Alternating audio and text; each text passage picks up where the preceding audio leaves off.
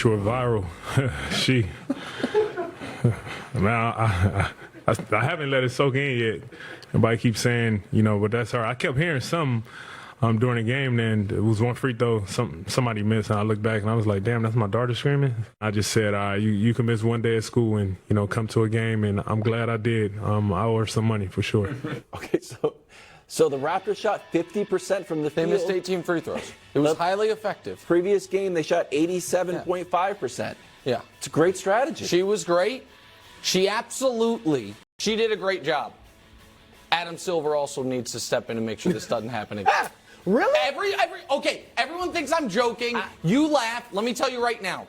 You know what none of us want? For that sound to just become part of the background noise of basketball games.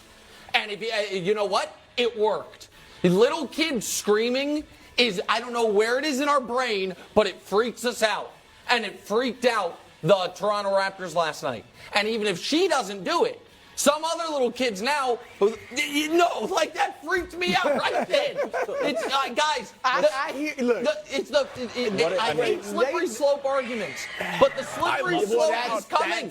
This is like you. Can I ask remember the first time you ever saw a dog at the airport? You're like, oh, that's cute. And now you walk around. So you can't miss it. You get carded. You get carded when you get a ticket. How old are you? No, kids 18. Are welcome. You're allowed to scream. Kids are. 15? No screaming. How you stay silent. What's the age limit? You know what? Like the Supreme Court said with pornographic material, you know it when you see it. You know when someone's doing a shrill scream as a child, and ushers tell you when to sit down, what your section is. I'm sorry. None of that. You don't want it on the broadcast. You don't want to be sitting by it. She did a great job. She should get a ring if they win the championship. But it's got to end now. It's got to end now. And everyone knows I'm right. It's like the kids at the press conferences. You're not right. Oh, my God, it's wonderful. Right. It's so cute. And now you have a bad game. Bring your kid out there. Odell's getting introduced in Baltimore. No, stop, guys. I like dogs at airports. See a dog, give it a pet. Really good. Great. Never lost. Frisky Pelicans. Season is over. Here was a highlight. Give me a break. I've never seen that play. Really? Timberwolves Lakers tried it 7 times. Just to throw the ball out of bounds. Like, all right. This is your team, right? Yeah. No Zion, no Jose Alvarado, no more games. Rough ride here. In December, so bad. They were in first place, Brew. Yeah.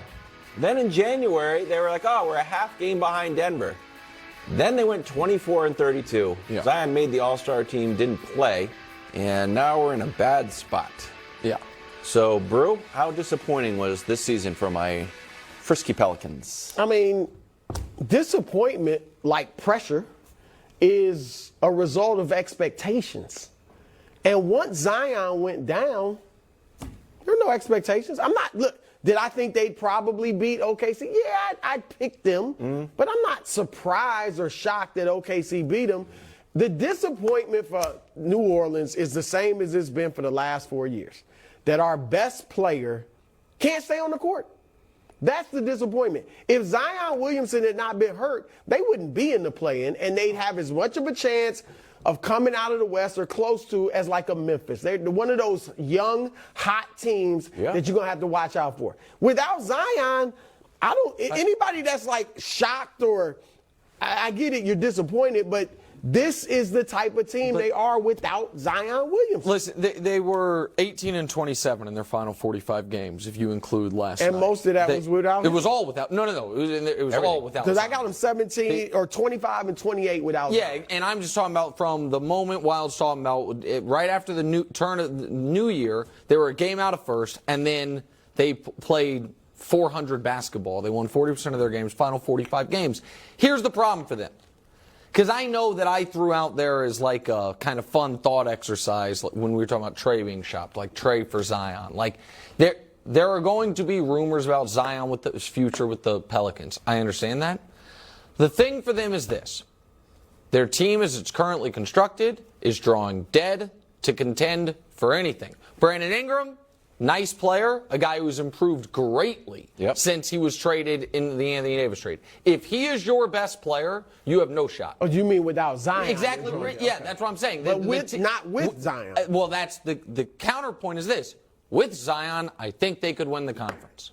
I do. Like, they would need some playoff experience. I We're don't saying think the this same year, thing. right, but yeah. Zion, when he's been on the court, It's unstoppable. the numbers are like a combo of Shaq's efficiency with a little bit of Moses without the rebounding. Like, it is with Moses without the rebounding is a big deal. but he But doesn't rebound I mean, 28 a game on 60%, we simply never see it.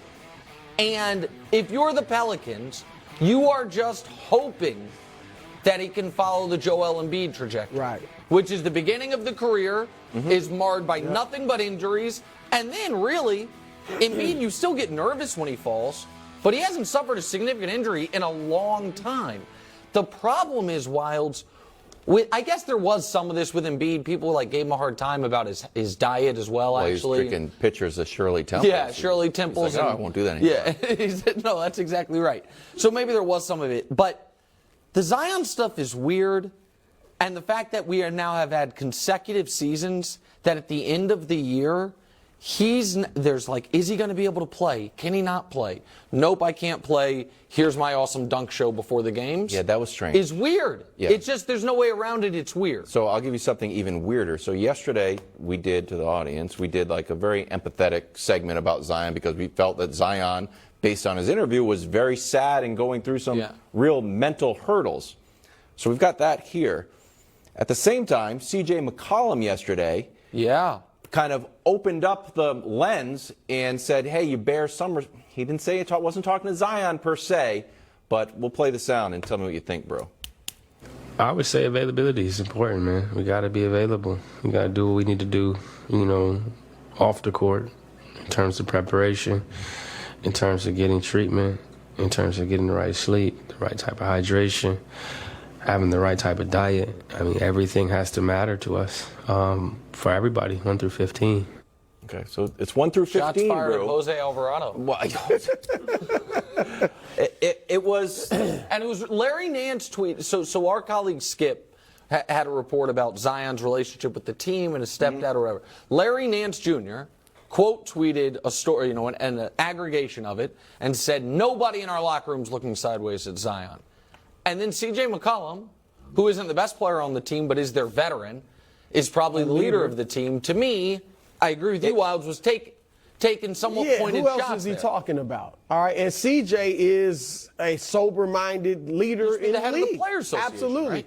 Look, when Zion, and we did try to be very understanding yesterday of obviously mental health issues, but when you come on and say, I'm fine physically, I'm just a little hesitant and I don't feel like myself, that's natural for anything. When we haven't been in the studio for a month, the first day back, it's a little awkward. Am I wrong? Yeah, well, it's a you thing. But really, it's a little different. All right?